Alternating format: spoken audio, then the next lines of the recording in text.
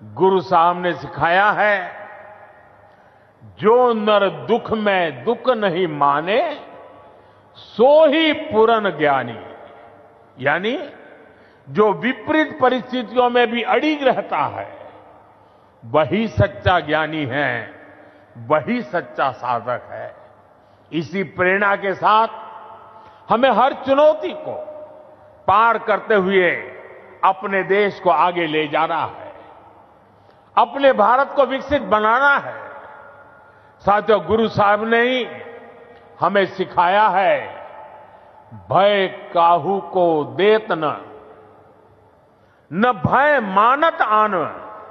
यानी हम न किसी को डराएं और न किसी से डरकर जिए।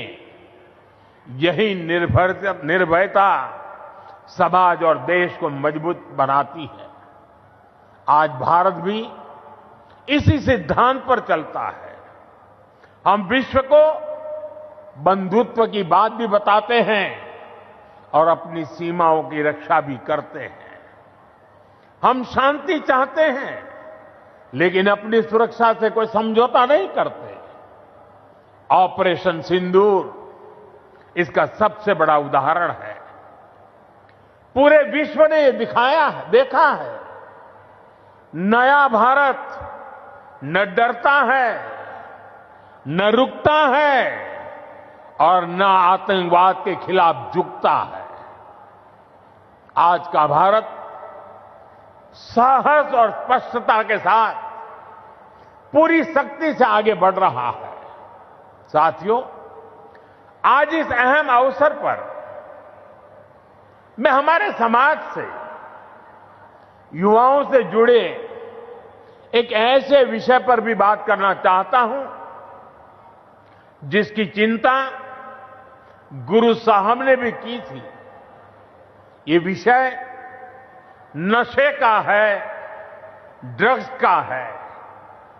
नशे की आदत ने हमारे अनेक नौजवानों के सपनों को गहरी चुनौतियों में धकेल दिया है।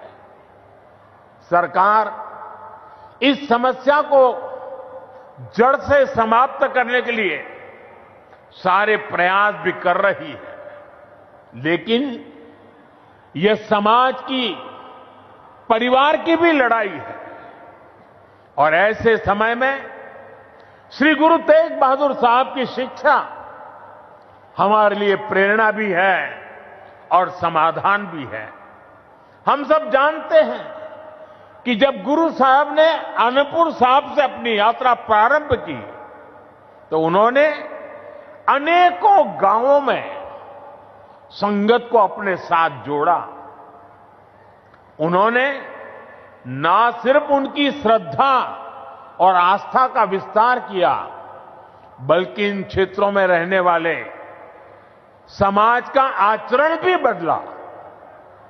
इन गांवों में रहने वाले लोगों ने हर तरह के नशे की खेती छोड़ी और गुरु साहब के चरणों में अपना भविष्य समर्पित किया।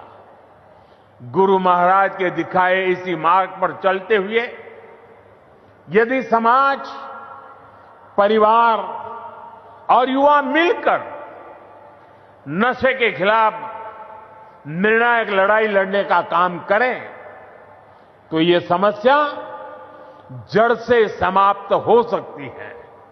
साथियों, श्री गुरु तेग बहादुर साहब की शिक्षाएं हमारे आचरण में शांति, हमारी नीतियों में संतुलन और हमारे समाज में विश्वास का आधार बने, यही इस अवसर का सार है।